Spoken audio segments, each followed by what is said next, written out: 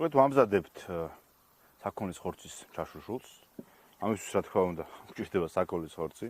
როგორც უკვე გითხარით, ვიკინგები ხშირად საქონლის ხორცს არ ჭამდნენ, იმიტომ რომ მათთვის პირუტყვი იყო პირველ რიგში რძის და ყველის მომწოდებელი, თუმცა მე დღეს ვარჩიე გამეკეთებინა საქონლის ხორცისგან.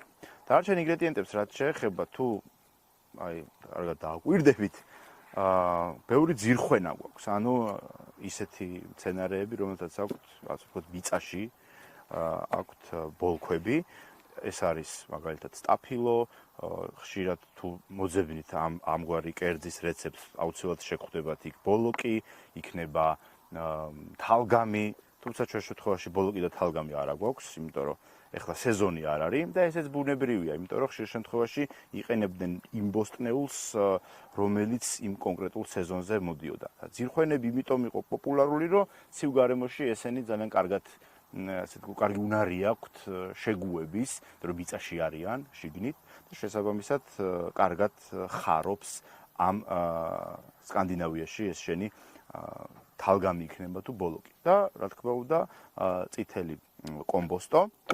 ჩვენ გვაქვს აქ წითელი მოცხარი, რომელიც ამ კერძს მიანიჭებს სასიამოვნო სიმჟავეს, ძმარი და ღვინო ვიკინგურ კულინარიაში ფაქტობრივად არ გვაქვს, იმიტომ რომ ჯერ ერთი არ ქონდათ ყურძენი და ღვინოს არ წურავდნენ.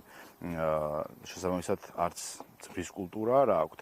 ღვინოს რა თქმა უნდა სვავდნენ ხოლმე, თუმცა სვავდნენ შედარებით მდიდარი სკანდინავიელები, ან მეფეთა თავისთავად ერლები, ანუ ჩვენს ენაზე ვთქვათ ბელადები, გარკვეული კლანის, ისინი სვავდნენ ხოლმე ღვინოს, თუმცა ეს ღვინო ხშირ შემთხვევაში რა თქმა უნდა იყო იმპორტული და მაგალითად ფრანგთა სამეფოდან ხშირად შექონდათ ხოლმე მშვენიერი ღვინო და იმას მიირთმევდნენ. და ეს მოცხარი თავის სიმჟავით გასწევს ამ ძმრის დანაკლის და ხორციან კერძს მისცემს იმ სასიამოვნო სიმსუბუქეს, რასაც აძლევს ხოლმე ან ყურძნის წვენი, ან ღვინო, ან ძმარი.